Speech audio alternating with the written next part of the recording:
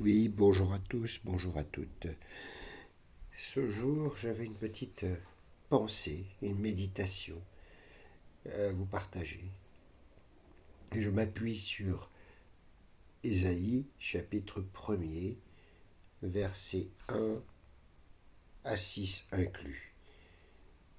Prophète d'Ésaïe, prophétie d'Ésaïe, fils d'Amoz, sur Juda et Jérusalem, au temps d'Osias, de Jotham, d'Akaz, d'Ézéchias, roi de Juda. Cieux, écoutez, terre, prêtez l'oreille, car l'Éternel parle. J'ai nourri et élevé des enfants, mais ils se sont révoltés contre moi. Le bœuf connaît son possesseur, et l'âne la crèche de son maître. Israël ne connaît rien. Mon peuple n'a point d'intelligence. Malheur à la nation pécheresse, au peuple chargé d'iniquité, à la race des méchants, aux enfants corrompus. Ils ont abandonné l'Éternel, ils ont méprisé le Saint d'Israël, ils se sont retirés en arrière. Quel châtiment nouveau vous infligez quand vous multipliez vos révoltes. La tête entière est malade, et tout le cœur est souffrant. De la plante des pieds jusqu'à la tête, rien n'est en bon état. Ce ne sont que blessures, contusions et plaies vives, qui n'ont été ni pansées, ni bandées, ni adoucies par l'huile. Le Seigneur, à travers cette petite et courte méditation, nous fait comprendre que dès lors que nous sommes séparés de Dieu, nous sommes dans cet état de blessure, de contusion, qui n'ont pas été cicatrisés, ni bandés, ni guéris. Or, le Seigneur est venu pour que nous ayons la vie et que nous l'ayons en abondance. Et le Seigneur nous dit et nous parle que nous sommes son peuple, son troupeau de son pâturage, de venir à lui, lui qui est venu pour libérer, guérir les captifs, guérir, libérer les captifs, guérir les malades. Ô Seigneur, nous avons aussi ce passage qui nous dit dans Isaïe 43, ainsi parle maintenant l'Éternel, qui t'a créé, ô Jacob, celui qui t'a formé, ô Israël. Ne crains rien, car je te rachète. Je t'appelle par ton nom, tu es à moi.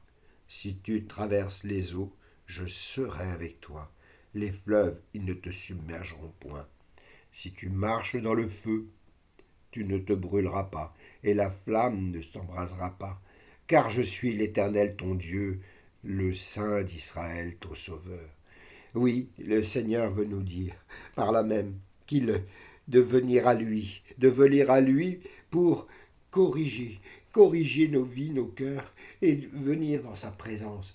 Oui, c'est le Seigneur qui nous appelle, puisqu'il nous dit également, c'est moi qui efface tes transgressions pour l'amour de moi. Ça, c'est l'œuvre du Seigneur Jésus qui est venu sortir de la présence du Père, qui est venu pour toucher nos vies, nos cœurs, pour aussi faire en sorte que nous puissions avoir accès au Père. Ce sacrifice qu'il a donné de sa vie, c'est pour notre propre purification, c'est pour notre propre rédemption, c'est pour le sang versé pour nous purifier, nous laver de tout péché. Qui a reconnu le bras de l'Éternel? Il s'est élevé devant lui comme une faible plante, comme un rejeton qui sort d'une terre desséchée. C'est Isaïe 53. Il n'avait ni beauté ni éclat pour attirer nos regards, et son aspect n'avait rien pour nous plaire. Méprisé, abandonné des hommes, homme de douleur et habitué à la souffrance, semblable à celui dont on détourne le visage.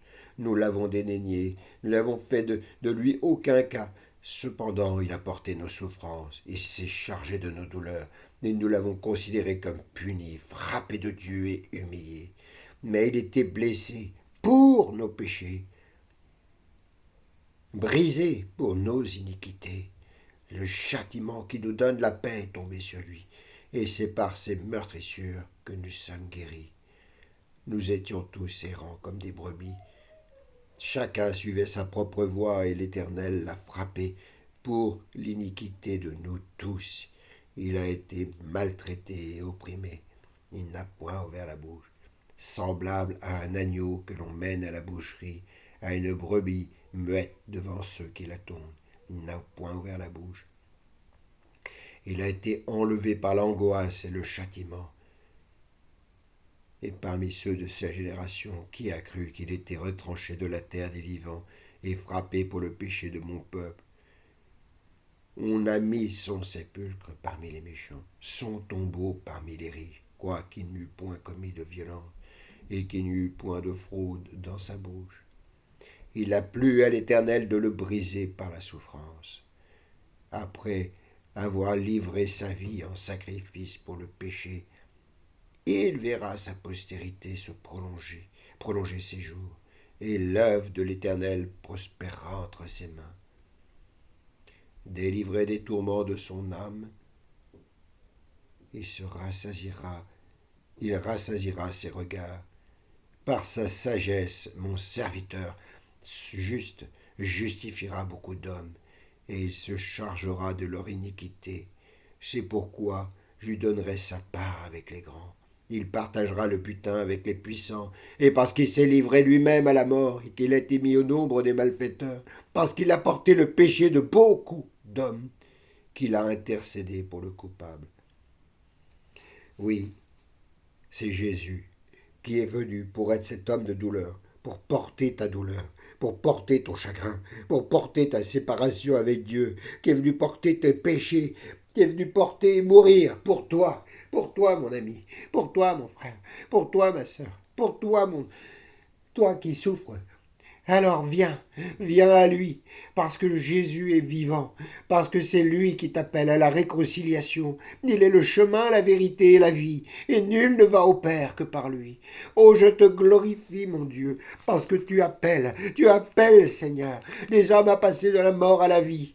Tu appelles, Seigneur, à être guéri, à être transformé. Oui, comme nous le voyions tout à l'heure, notre cœur, notre corps entièrement est ni bandé, ni pensé, ni guéri. Et c'est toi la guérison, c'est toi qui appelles justement à cela.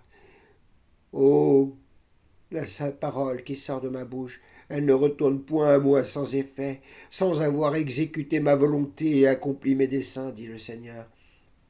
Oh, sa volonté, c'est que tout homme soit sauvé.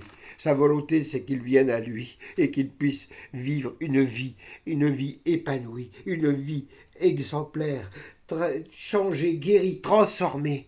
C'est le Seigneur qui appelle. Or, mon ami, si tu veux vivre une vie qui soit réconciliée avec toi-même, c'est déjà de te réconcilier avec le Père. C'est de le connaître intimement, de vivre de sa parole et de ses commandements. Et c'est toi, mon ami, qui seras guéri, transformé. Nous attendons la délivrance, et elle n'est pas là. Le salut, il est loin de nous, car vos transgressions sont nombreuses devant toi, devant moi, et nos péchés témoignent contre nous. Nos transgressions sont avec nous, et nous connaissons nos crimes. Nous avons été coupables et infidèles envers l'Éternel. Ésaïe 59, versets 11 à 13. C'est cette réconciliation que Jésus est venu accomplir, ce ministère de la réconciliation de l'homme avec Dieu. Or, le Seigneur t'appelle à venir à lui, à vivre une vie guérie, transformée. Il est l'auteur de la vie. Il est le chemin, la vérité et la vie, et nul ne va au Père que par lui. C'est toi, mon ami, qui a besoin de cette guérison, cette transformation. Tu as besoin aussi de venir concrètement dans la présence du Seigneur.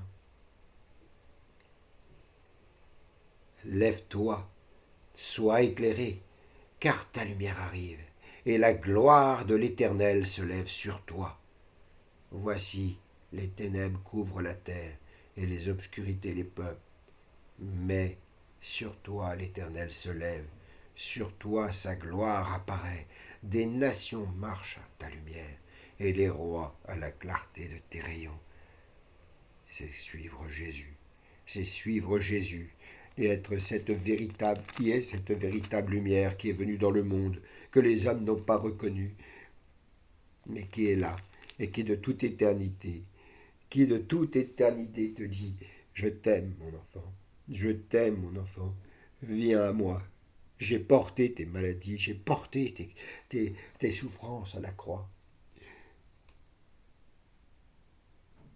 Le Seigneur t'appelle à venir à lui, à le connaître intimement.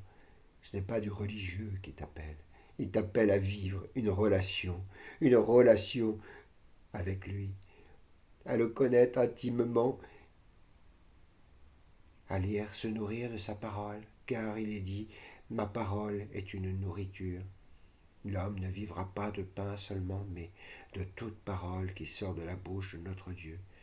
Cette parole elle nous a été donnée, puisqu'il est dit aussi, il envoya sa parole, et sa parole les guérit. Cette parole, c'est le Dieu véritable, c'est celui qui nous était annoncé, c'est celui qui est venu et qui qui t'appelle, toi, à le connaître intimement. Réponse de son amour pour toi, puisque il nous dit aussi qu'il nous connaît avant que d'être je te connaissais. Je te connaissais. Il nous a même dit que tout de nous est connu de lui, jusqu'au moindre de nos cheveux qui sont comptés. Alors, qu'attends-tu? Veux-tu être sauvé? Veux-tu avoir cette réconciliation avec le Père? Dieu te bénit. Amen.